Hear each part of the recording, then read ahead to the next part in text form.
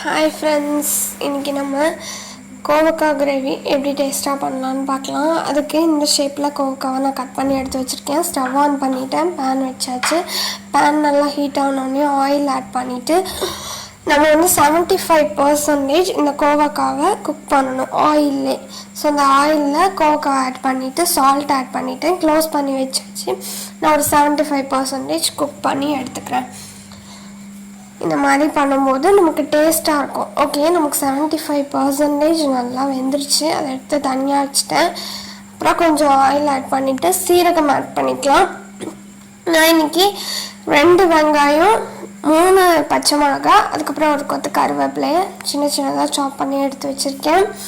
அதில் கொஞ்சம் கடலை மாவு ஆட் பண்ணிவிட்டு ஆயிலே நல்லா ஃப்ரை பண்ணி எடுத்துக்கோங்க. அந்த மாவு ஆட் பண்ணோன்னே அது கருகாமல் பார்த்துக்கணும், கருகிடக்கூடாது. இந்த ஸ்டேஜில் கருவேப்பிலை, கொத்தமல்லி, பச்சை மிளகா, அப்புறம் இஞ்சி பூண்டு பேஸ்ட் ஆட் பண்ணிவிட்டு தக்காளி ஆட் பண்ணிவிட்டு நல்லா இது மிக்ஸ் பண்ணிகிட்டே இருங்க. க்ளோஸ் பண்ணி நம்ம மிக்ஸ் பண்ணணும். இந்த ஸ்டேஜில் 1/2 ஸ்பூன் மஞ்சள் தூள், 1 ஸ்பூன் குழம்பு மிளகாய் தூள் ஆட் பண்ணிக்கலாம். அதில் நம்ம கொஞ்சம் கஸ்தூரி மேத்தி ஆட் பண்ணிக்கலாம். கொஞ்சமாக வாட்டர் ஆட் பண்ணிவிட்டு நல்லா மிக்ஸ் பண்ணிடுங்க.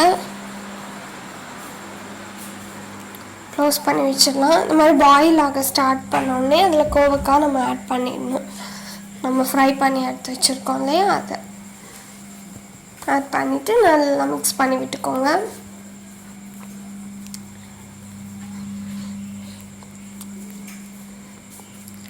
இந்த ஸ்டேஜில் நம்ம கொஞ்சம் பெப்பர் ஆட் பண்ணணும்.